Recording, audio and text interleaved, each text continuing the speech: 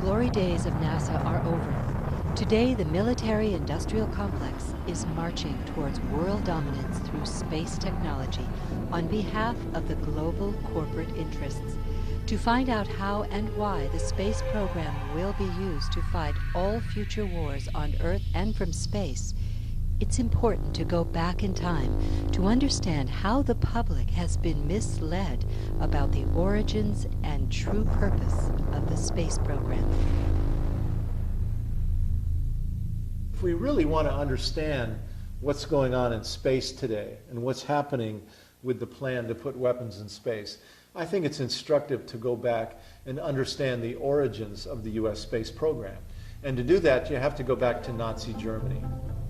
Hitler recruited a brilliant young rocket scientist by the name of Wernher von Braun, who had a weekend rocket club, to come to work for the Nazis to build the V-1 and V-2 rockets that were used to terrorize the cities of London and Paris and Brussels towards the end of World War II.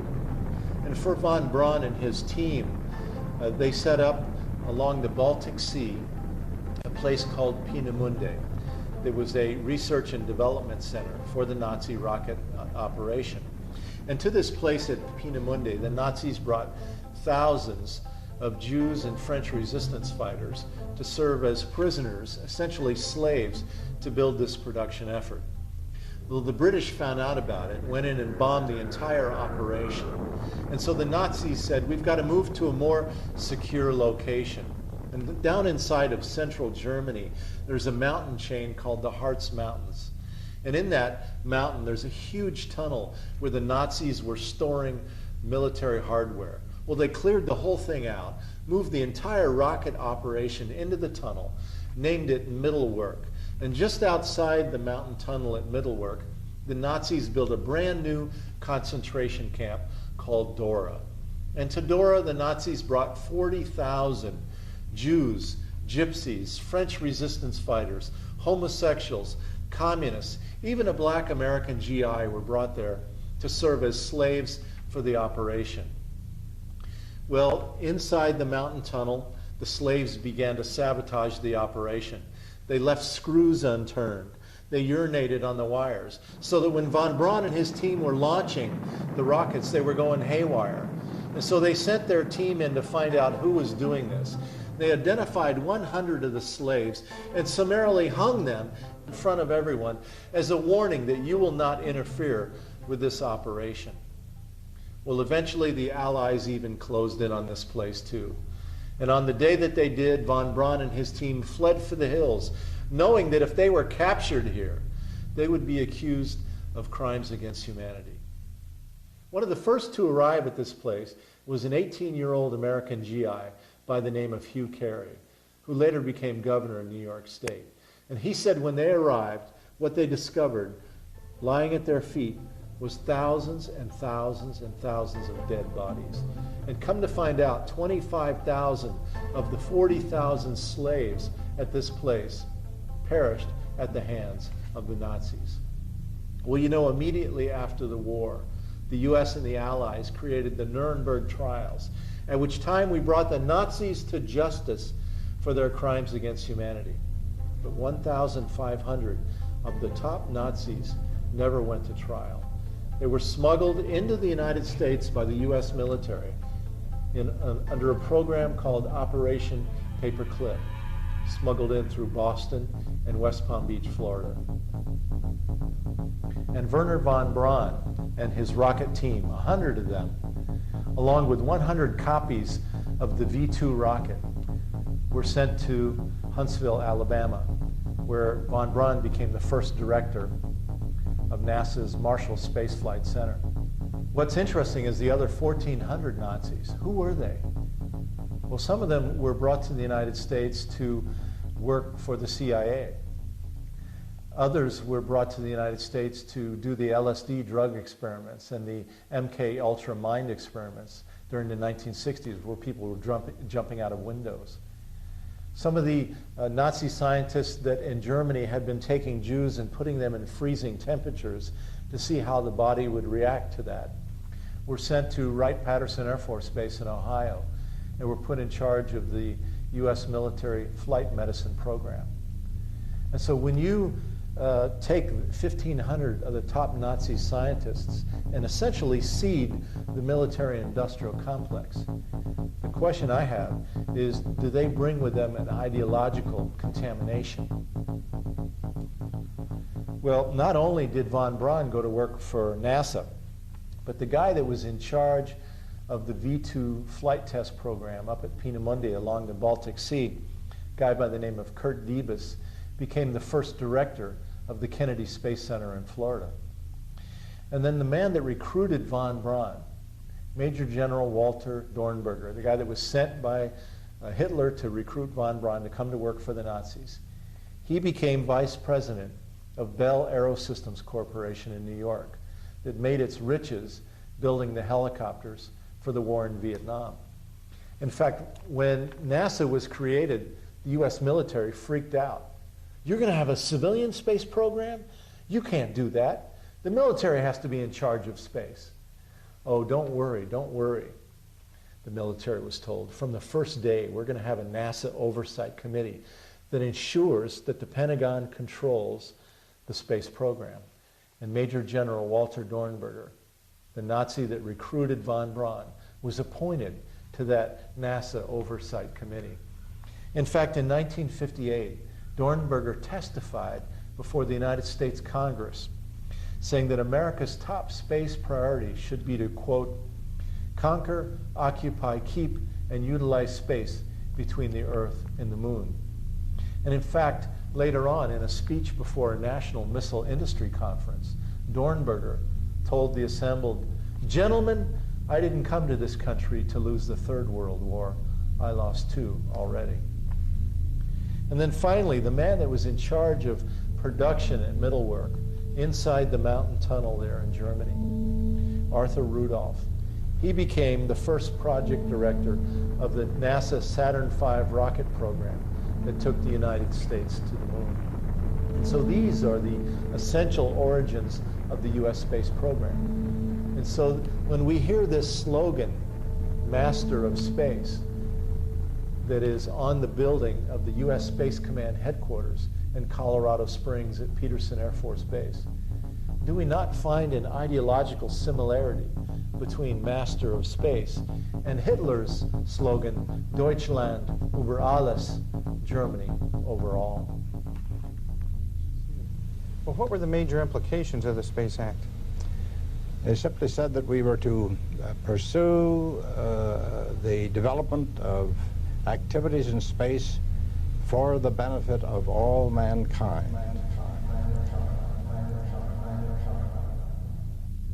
Well, let's take a look at this U.S. Space Command. What is it?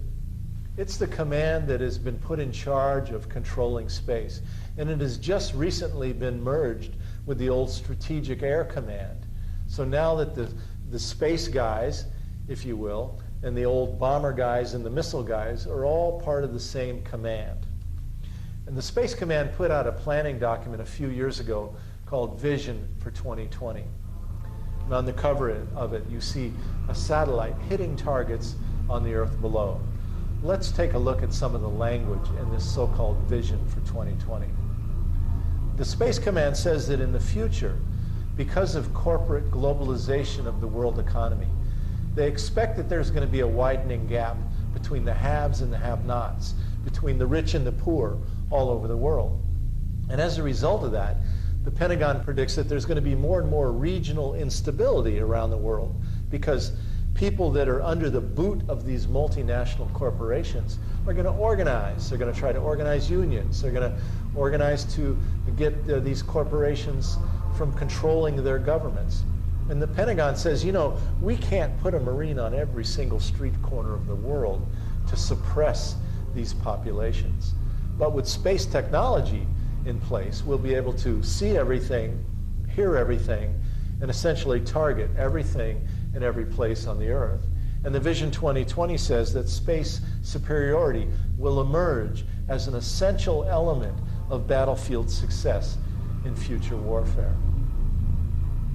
Vision for 2020 also talks about dominating space and controlling space. And they actually define control of space. They say control of space is the ability to assure access to space, freedom of operations within the space medium. And I think, most importantly of all, they say, an ability to deny others the use of space. So here we are, 5% of the world's population. We're going to deny other countries the use of space because we are going to be the masters of space. If you take a look at the Space Command website and you take a look at the plans they have, it's mind-boggling. I mean, they are trying to put in motion plans which, in effect, could allow some command post in Colorado Springs, in Colorado mountains, to instantaneously attack any part of the world without warning from space platforms with either nuclear or other high destructive weapons, and to chance, they think, to cut back on forward basing and simply to hold the whole world in thrall to instant destruction with, Mach 10 hypersonic drones giving instant surveillance of whether somebody's crossing a street in some Australia or something like that. Well, we now know that the Persian Gulf War in the early 90s was actually the first space war ever. With U.S. satellite supremacy, we were able to pre-identify all of Saddam Hussein's military targets before the war ever began. And in the first 2 to 3 days of that war, we bombed over 90% of Saddam Hussein's targets, intentionally leaving just a tiny sliver of capability in place that we then played cat and mouse with over the remaining weeks of the war, where we used 100 cruise missiles at $1 million apiece, tested out new stealth bombers and new laser weapons. And so coming out of that war, the Space Command said, my God, whoever controls space is going to control the Earth below. Whoever controls the space will win all the wars on the Earth. And so we now know that the Kosovo War, the war with Yugoslavia, was actually the second space war. And the war with Afghanistan was the third space war. And in that war with Afghanistan, the United States introduced a whole new weapon system called the UAV, the Unmanned Aerial Vehicle, a pilotless plane that flies over Afghanistan, sending back what is called real-time, split-second time streaming video via satellite back to MacDill Air Force Base in Tampa, where General Tommy Franks was sitting, watching the television screen. Is it Taliban? Is it Al-Qaeda? Is it a wedding? And in a moment, he could push the button and the UAV, the Unmanned Aerial Vehicle, which the Pentagon has nicknamed the Predator, could fire in real time, could fire and hit the target on the Earth below. All done in split second by satellite technology. And so the Pentagon calls this increasing the kill chain. And in George Bush's new war with Iraq, the latest space war, the Pentagon has tested out a whole new military doctrine called shock and awe. So today, with the United States controlling space, we are able to absolutely win every war on the Earth below. There is no challenger on this Earth able to stand against us. At the same time, the Bush administration is introducing this program called National Missile Defense. The idea of having a bullet hit a bullet in deep space in order to protect the continental United States from attack by the so-called rogue states. Well, I would submit to you that this idea of national missile defense is really a Trojan horse, that it has nothing to do at all with defense, but in fact it's about controlling space, dominating space, and denying other countries access to space so that the United States can be the master of space and the master of the Earth below, that we can control the battlefields of the Earth. And it's not beyond realization. I mean, the U.S. is, there's nobody else, there's no space race. The U.S. is in it alone. No other country is willing to put the huge amount of money into efforts to dominate by extreme violence. at the cost of lots of low social costs, as you know. The American people are being asked to turn over the national treasury to the Pentagon because so-called missile defense will literally cost us hundreds and hundreds and hundreds of billions of dollars. And how will we pay for this? Through cuts in education, health care, job programs, environmental cleanup. This is the way the Bush administration and their allies, their corporate allies, their aerospace allies, who view space as a new market, this is how they intend to pay for these programs. But besides this idea of national missile defense, that they say will protect us from attack by the rogue states, and from even China, China who today only has 20 nuclear missiles capable of hitting the United States. Besides national missile defense, though, there's a whole new program underway, and it's called theater missile defense, TMD. And the idea of theater missile defense is you don't wait until the missiles get way up into deep space. You forward deploy your systems and surround this so-called offending rogue state and try to hit their missiles immediately after they're launched in what's known as its boost phase. And so today the United States is moving to deploy theater missile defense in the Middle East and in the Asian Pacific region. We're going to put theater missile defense on Navy ships, Aegis destroyers that are made at Bath Iron Works in the state of Maine. And on these Aegis destroyers, they will be outfitted with interceptor missiles that will be deployed throughout the Asian Pacific region. In addition to the Aegis destroyers, the United States will also deploy theater missile defense on trucks, ground-based launchers, and also on the airborne laser, a converted Boeing 747 with a laser beam on its nose, flying 24 hours a day, 7 days a week, over this so-called offending area. Now, when I started thinking about this, China has 20 nuclear missiles capable of hitting the United States. If you've been to Walmart or Kmart anytime recently, you know we're China's very best customer. Is China going to attack its best customer, knowing that we have 7,500 of our own nuclear weapons that we could hit them back with? It just doesn't make sense. But then I found an article in the Washington Post a while back called "For the Pentagon, Asia Moving to the Forefront." And the article says that we are going to manage China. The United States is going to manage China. The article says that we're going to double our military presence in the Asian Pacific region. In fact, we're now lengthening and widening the runways on Guam and Wake Island in the Pacific to handle the B-2 bombers. And also, we're now pre-positioning cruise missiles on Guam. And we're going to deploy theater missile defense systems in Japan, what we now call our unsinkable aircraft carrier, where today we have 40,000 U.S. troops deployed. And right next door to Japan, in South Korea, where we have 40,000 U.S. troops deployed, and where Bush is now heating up tensions between the United States and North Korea, we're going to deploy theater missile defense in South Korea, which will only anger the North Korean government even more, making them feel like we are closing in on them and that they must respond by escalating their own military hardware. We're going to deploy theater missile defense 90 miles off the coast of mainland China in Taiwan, which will make China feel like they've got to respond and they've got to go now and build more nuclear missiles to meet this growing threat. You know, after 9/11, I began to look at this whole map of this Asian Pacific region a lot differently. Previously, I was just looking at the coastal region along China's coast, where the United States is talking about deploying these theater missile defense systems. But after 9/11, I now look at China's inland border, an area that we now call Central Asia.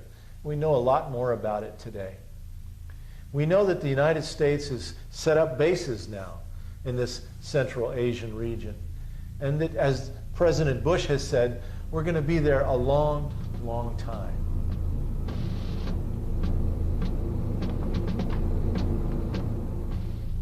And so today we've set up bases in Afghanistan, in Uzbekistan, Tajikistan, and throughout this region. And come to find out, we now know that this Central Asian region has some of the largest deposits of oil and natural gas in the entire world.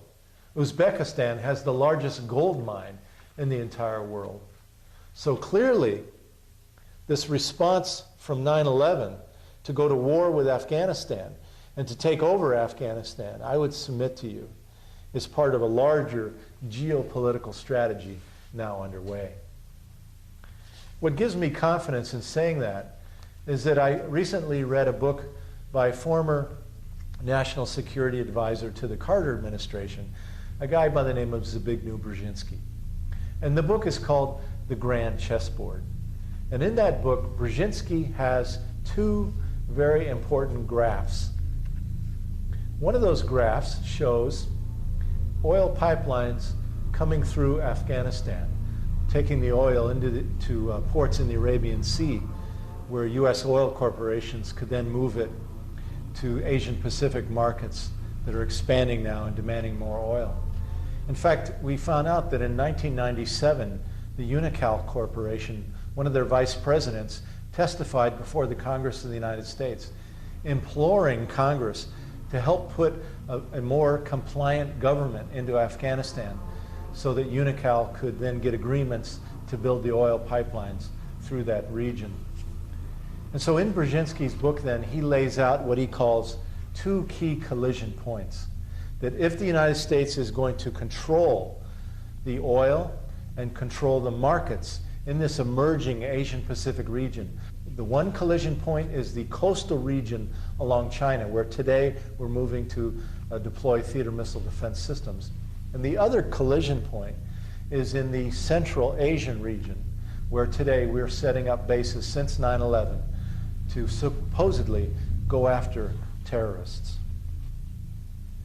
In the Space Command's other planning document of importance called the Long Range Plan, they lay out their final vision, control not only of the Middle East or the Asian Pacific, but control of literally the entire Earth. With the new technologies underway, the successor to the shuttle that is being worked on today, for example, what they're calling the military space plane. It would fly down from orbit, drop an attack on the Earth, and then go back up into space. And also the space-based laser, what they're calling the Death Star at the Pentagon. The industry magazine Aviation Week and Space Technology recently reported on a Space Command computer war game set in the year 2017. And in that computer war game, it was the US against China, the Reds versus the Blues. And in that computer war game, the Space Command launched a preemptive first strike attack on China. Now, maybe a year or two ago, we would have all laughed at the notion of the United States launching a preemptive first strike attack on anyone. But now we all know that in the George W. Bush administration, preemptive first strike attack is now official doctrine. And so in that computer war game, the United States launched a preemptive first strike attack on China, using as its first weapon the successor to the shuttle, the military space plane that flew down from orbit, dropped an attack on China, and then went back up into orbit again. And then the second attack in that computer war game was none other than the space-based laser. A few years ago, the Congress of the United States asked a congressional staffer by the name of John Collins to write the definitive study. How's this whole thing going to work? And his report to the Congress is a book called Military Space Forces, the Next 50 Years. The interesting thing about the book is that in the foreword of it, the section where people recommend it, it is signed by the likes of Senator John Glenn, former congressman, now senator from Florida, Bill Nelson, and other leading politicians. And one of the most interesting things in this book is that the author says, whoever controls the Earth-Moon gravity well will control who gets on and off the planet Earth. He says with U.S. bases on the moon and with armed space stations at the L4 and L5 positions, the United States will be able to essentially control who gets on and off the planet Earth. Now, why would the United States want to control who got on and off the planet Earth? To understand that, we must understand what's really behind the space exploration program of NASA. In another book, written by a NASA scientist this time, called Mining the Sky, Untold Riches from the Asteroids, Comets, and Planets, John Lewis reports that there is gold on the asteroids. There's magnesium and cobalt and uranium on Mars, and there's helium-3 in water on the moon. And he says whoever gets to these planetary bodies and controls them is going to be rich beyond anything ever known. And so today the Mars missions that we're now seeing are really about identifying the soil on the planet, taking samples, and someday in the future, NASA predicts, around 2020 or 2025, they expect to have human mining colonies actually powered with nuclear reactors on the planet of Mars. And NASA has said that when the day comes when the corporations, the aerospace industry, can actually turn profit mining the sky, they're going to privatize the entire operation so that after you, the taxpayers, would have paid all the years of research and development, when the time came to make money, they're going to privatize. And in fact, there's a bill pending in Congress that would make all profits in space tax exempt. But there is one problem. It takes a year to get to Mars. They say so long that an astronaut's body would turn to jello because of space radiation. And so NASA's been looking at ways to get to Mars quicker. And the Bush administration has come up with a new program called the Nuclear Systems Initiative, a $3 billion research and development program to create a whole slew of nuclear projects for the future, including Project Prometheus, a nuclear rocket with nuclear reactors for engines to cut in half the amount of time it takes to get to Mars. And so what we are now witnessing is that NASA and the Department of Energy and the Pentagon are working together to move nuclear power into space. Returning to the book Military Space Forces for a moment, in that book, the author tells Congress that fundamentally none of these plans for space will work without nuclear power. He says nuclear reactors thus remain the only known long-lived compact source able to supply military space forces with the kind of multi-megawatt power they're going to need. Larger versions, he says, of these nuclear reactors could provide power for things like space-based lasers, neutral particle beams, mass drivers, and railguns. Nuclear reactors, he says, must support major bases on the moon until better options, yet identified, are found. And I think very interestingly, he says this: safety factors rather than technological feasibility will remain the principal impediment to nuclear power in space unless officials can convince influential critics that risks are acceptably low. In 1989, I organized a demonstration at the Kennedy Space Center in Florida, one of many that I've done over the years. What made our demonstration that day particularly important, though, was our keynote speaker, former Apollo astronaut Edgar Mitchell, one of the early moonwalkers. And in that demonstration, Mitchell said that we cannot allow the Pentagon to put weapons in space. In fact, he said we can't even let them test weapons in space, because even the testing process will create so much more space junk, orbiting debris in space, that we will not be able to get a rocket off the planet Earth, because we will create essentially a minefield surrounding the planet, and that we will be entombed to the Earth below. If we have a war in space in the vicinity of the Earth, it will be the one and only. There will never be a second war in space, and let me tell you why. It only takes the simple calculation to determine this, and all aerospace engineers know what it is. It's been studied many times. You do not need but a few million pounds of matter in space, broken up into tiny pellets, 1 gram size, to make the near regions of space totally uninhabitable from the debris. Space is the most environmentally sensitive area we have around Earth.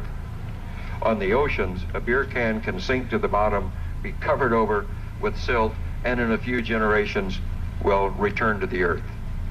It'll disintegrate. A piece of space junk, if it's in an orbit that doesn't intersect the atmosphere, will stay there forever. There is no way to clean it up. We explode a few pieces of equipment up there.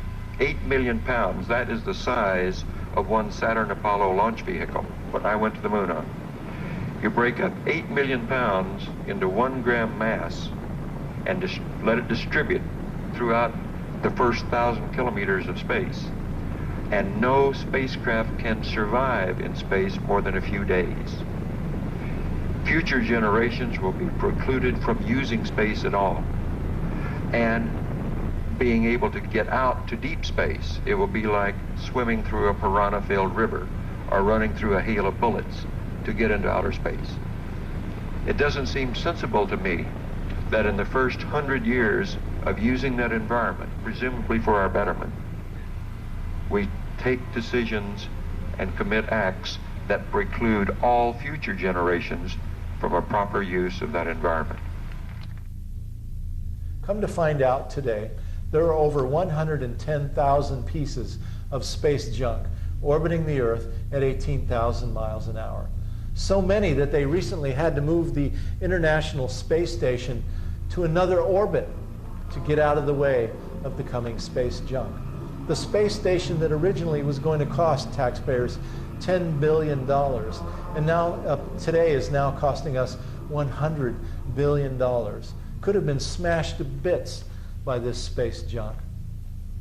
But also we know today that there are 34 nuclear reactor cores orbiting the Earth below, launched there by the United States and the former Soviet Union, all the way back to the early 60s when the space program began.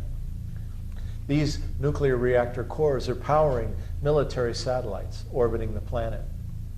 But several of them have fallen back to Earth, including a terrible accident in 1964 of a US military satellite with 2 pounds of plutonium on board. It was called SNAP 9A.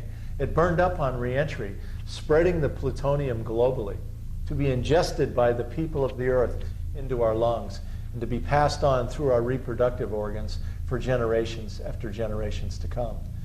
One of the founders of uranium, Dr. John Goffman at Lawrence Livermore Labs in California, studied that particular accident and believes it's one of the major contributors to the increased cancers around the Earth today. And now the Bush administration is contemplating a dramatic escalation of the launching of nuclear materials into space. Mars missions with little rovers driving around, powered by plutonium-238. Nuclear rockets and nuclear-powered mining colonies on the Moon and Mars and other planetary bodies. And what about the laboratories at the Department of Energy labs across the country as they're fabricating these plutonium devices? Will we see a growing contamination at these laboratories and amongst the workers? Well, the answer is absolutely yes. And in fact, in 1997, when Cassini was launched, and our organization organized a global campaign against the launching of 72 pounds of plutonium-238 on board the Cassini spaceflight. We found out that between 94 and 96 at Lawrence Livermore Labs in New Mexico, there were 244 cases of worker contamination reported as they were fabricating the generators for the Cassini mission. So it's not just some theoretical possibility that there might be an accident on launch that could cause contamination. The sheer processing and fabrication of these space devices is killing people already. But if we learned anything from the Challenger and Columbia shuttle accidents, it's that space technology can and does fail.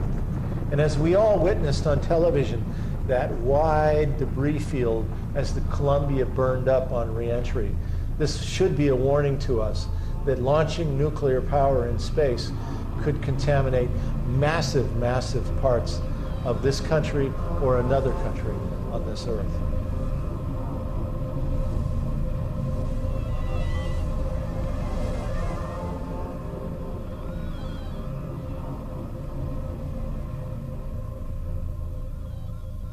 The chances of something going wrong just by accident are quite high.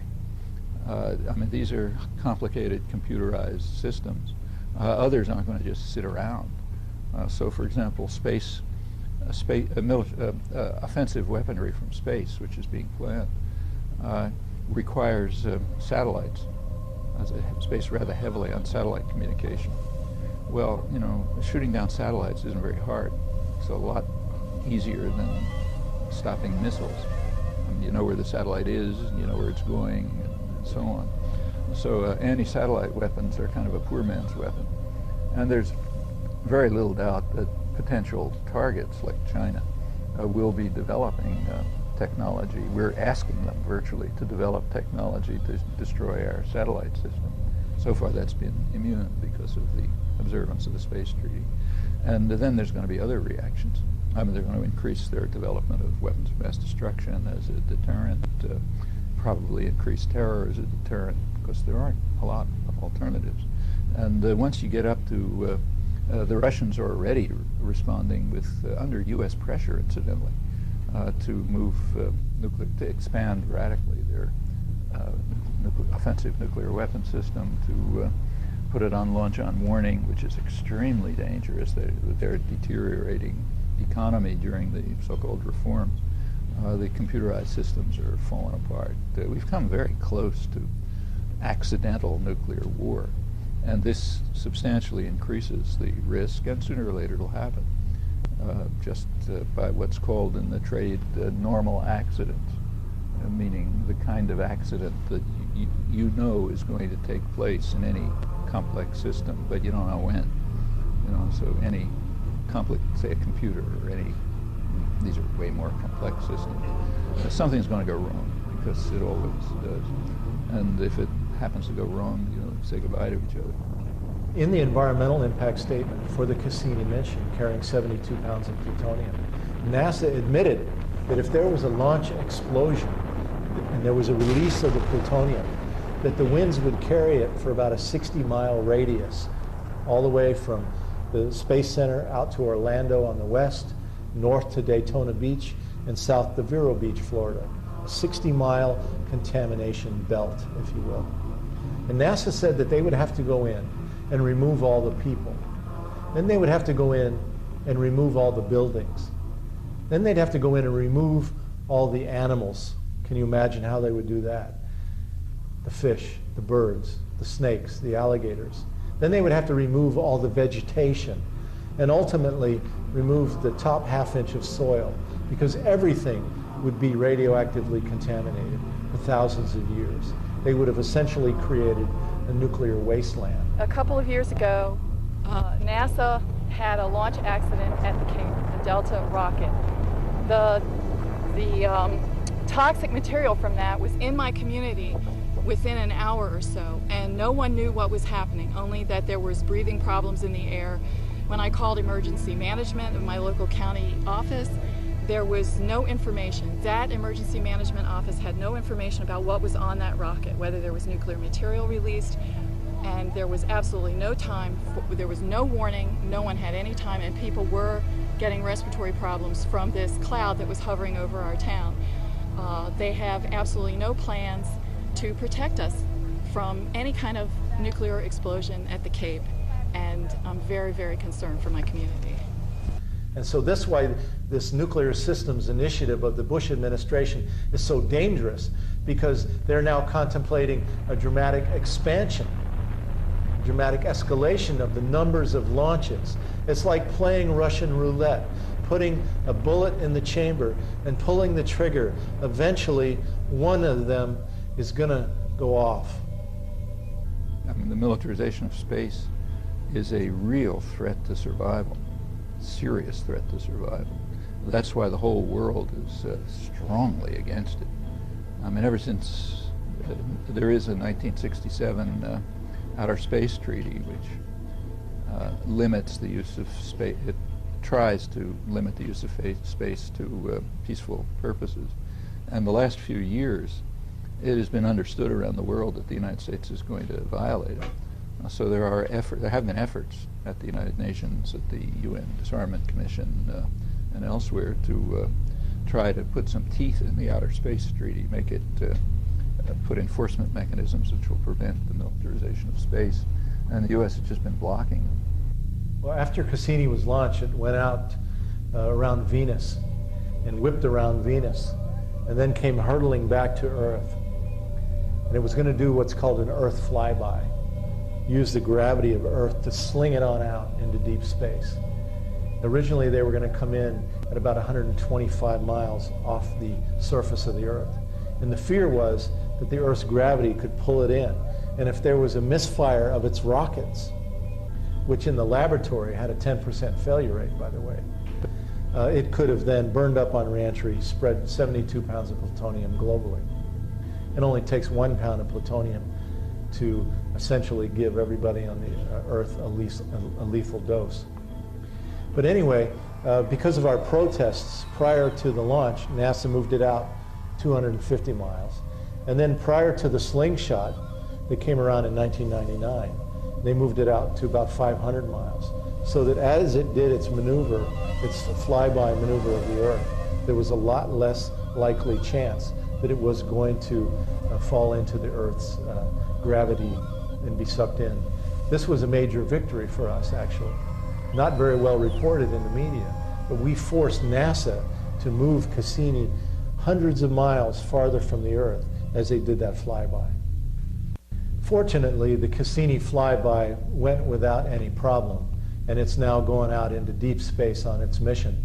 NASA says that they have to use nuclear power on these interplanetary probes because they're going too far from the sun, that solar won't work in deep space, and so therefore they have no other choice but to use nuclear power. But it's interesting because the European Space Agency is doing a mission called Rosetta that is going way out into deep, dark space, and they're using solar power. They've developed high-efficiency solar cells for deep space missions because they don't rely on nuclear power. They don't have a nuclear industry that is controlling the planning process within the European Space Agency. In the last 10 years, NASA's budget has been cut by about 40%. And this has turned NASA to go to the Pentagon, whose budget has been growing all the time. NASA now is saying to the Pentagon, okay, everything we do from now on will be dual use, meaning every mission we do will be carrying military and civilian payloads. We know that the recent Columbia shuttle accident, had on board 3 military missions. We were told by the media that they were just studying bugs and moss on board, but in fact they had 3 military missions, including Star Wars planning missions. And so again, the weapons corporations have taken over the space program, and they're hiding behind it, using it in order to go out and create these new testing programs for Star Wars, because they don't want the American people to understand the depth of the plans for moving the arms race into the heavens. I call it pyramids to the heavens. The aerospace corporations are the new pharaohs of our age, building these pyramids to the heavens, and we, the taxpayers, will be the slaves. We'll turn over our education. We'll turn over our health care. We'll turn over our children's future and get very little in return, just like the slaves at the time of the pharaohs. You know, we know there are so many plans that are underway now for space technologies that are secret. There's a whole thing called the black budget, where even the Congress of the United States doesn't even know about these secret programs underway. So we're just scratching the surface here with what we understand. But clearly what we understand is frightening, and what we don't know should be even more frightening to us. And in the end, we're told all of this is being done in order to make our lives more secure. But the truth of the matter is, our lives are becoming more insecure because of all these programs and plans. We're making the world more unstable. We're creating more enemies around the world. We're creating new arms races. We're draining the treasury, taking money out of protecting our children's future. All of this is going to make our lives more insecure. We know that the Bush administration and their corporate allies are going to do everything they can to restrict civil liberties as opposition builds to their plans for this corporate domination. We saw in New York City, when there was big demonstrations there recently, that the police wouldn't allow the people to even have a march permit. And they began, as people arrived, to just attend a rally. They tried to push them away, not allowing them even to come to that. We're seeing more and more of these intrusions into our civil liberties around the country. And so I think this is going to be something that we're going to see more of. Well, just as the corporations have taken control of our government, they've also taken control of the media. The media is now dominated by just literally a handful of multinational corporations. For example, the Chicago Tribune brags that on a given day, 80% of the American people get their information from a Chicago Tribune product, whether it's television, newspaper, internet, radio. And in fact, Secretary of War Donald Rumsfeld was on the board of directors of the Chicago Tribune before Bush appointed him to his current post. So what we have now is these interlocking boards of directorates. The weapons corporations, the pharmaceutical corporations, the banking corporations, the nuclear energy corporations, and the media corporations. It's all the same people. And that's who we're dealing with here in the world today. You know, the United States justifies our war in Afghanistan and then the war in Iraq as a response to the terrorists. But what we have done is we have become a terrorist nation, just as the terrorists themselves have done.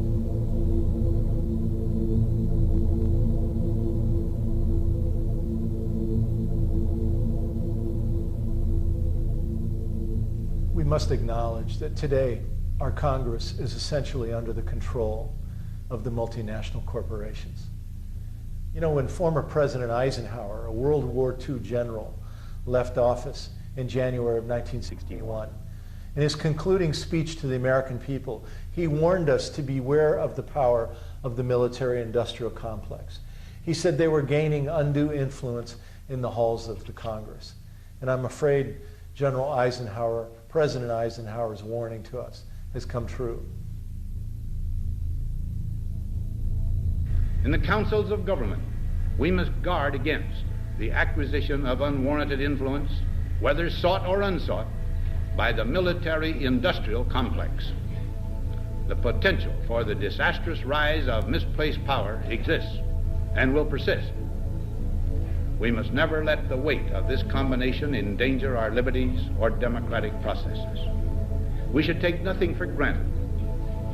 Only an alert and knowledgeable citizenry can compel the proper meshing of the huge industrial and military machinery of defense with our peaceful methods and goals, so that security and liberty may prosper together. Keith Glennon recalls President Eisenhower's feelings about space. He was not a space cadet. He used to say, as he looked over his shoulder and say, you know, Keith, that moon's been there a long time. It's going to be there a great many eons yet. And we'll get there one day, but it isn't necessary we break our necks and break the budget to get there now. Our Congress has been taken over by the big money and by the weapons industry, who want to use our government to further their product, if you will. And their product is war and death and chaos and control and domination around the world. So what can we do?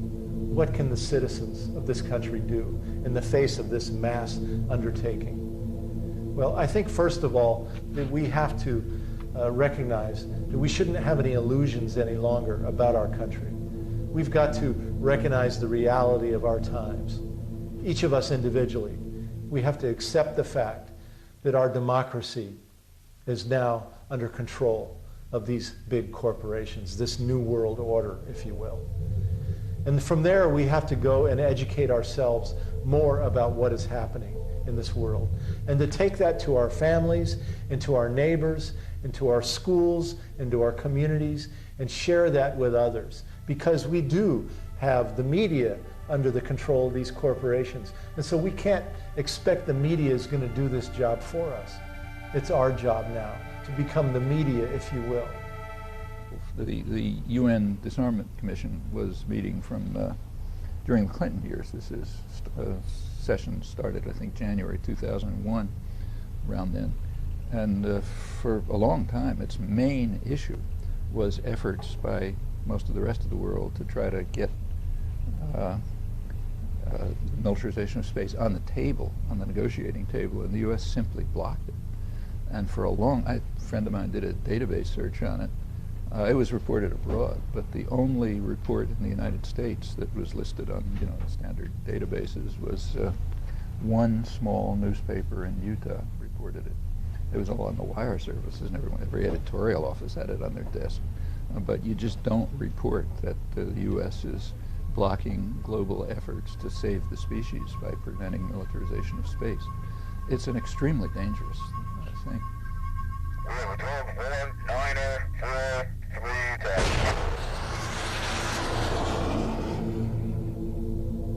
And just as George W. Bush has essentially declared war on the world, I believe he and his friends in this country, in the Republican Party, the conservatives, have declared war on America as well. What we see now is an effort to essentially get rid of government's role in the lives of the people of this country, get rid of education funding, get rid of health care, impose a very mean-spirited justice system upon us, and essentially say the only role of government is to create a military, that the government has no role in the human needs area at all.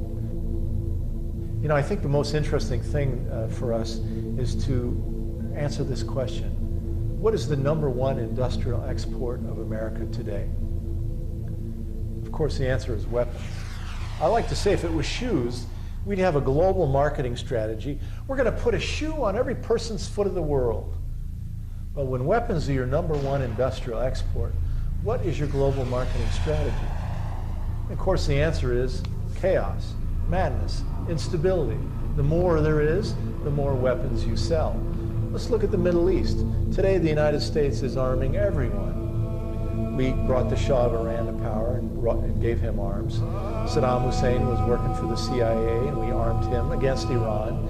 Today, we sell weapons to Egypt, to Israel, to Bahrain, to Kuwait, Jordan, United Arab Emirates, Saudi Arabia, on and on and on. And so now, oh my God, we've got to go into that region and settle it down. We've got to take control because it's chaos, it's unstable. And now I believe that the United States plan is to do the same thing in the Asian Pacific region. By putting theater missile defense into Japan, into Taiwan, into South Korea, and on ships and planes throughout the region, China will be forced to respond. North Korea, we're already seeing that they're getting jacked up over this whole thing. And this will create a new arms race that will only benefit the U.S. weapons corporations. Our vision is one called a more perfect union. This vision says all for one and one for all, that we're never secure as long as anyone is insecure, as long as we have poor people sleeping on the streets at night, as long as we have elderly people without health care, as long as we have children whose education system is declining dramatically, then none of us are safe and secure. And so as we see this Bush war on the world, we are also engaged at the same time as on this war, if you will, for these competing interests and ideologies here in this country. We don't have to agree to let the government spend hundreds of billions of dollars a year on measures which are likely to destroy maybe the species. And people, of course, can't react to it if they don't know about it. But here's where, if a free press was functioning, it'd be all over the headlines. You wouldn't have to look on the Space Command website to find out about it, or read the small newspaper in Utah. There's no assurance that the Bush administration and their friends are going to succeed in their efforts to control our democracy and to control the world. Right now, they're moving in that direction, but there's no guarantee they're going to succeed. Because what we're now seeing is all over the world, a global movement has joined together, a peace movement, a movement against corporate domination, a global movement speaking to protect the environment, a movement that is speaking to protect our civil rights all over the world, our freedoms to speak out, to petition our governments. These movements are growing day by day. So this should give us all hope, but they will only flourish if we help water them, if we become active participants in these global movements, in these global struggles. No one community, no one country can now stop what is happening. No movement in any one country. It's going to take a global movement, people working together all over the world. And I hope you will all become a part of that in each and every way that you can, and each and every day. Find something that you can do, some way that you can participate in this great struggle to serve humanity, not to serve the money, not to serve the greed, but to serve the future generations. I hope you'll join with us. Thank you very much for listening.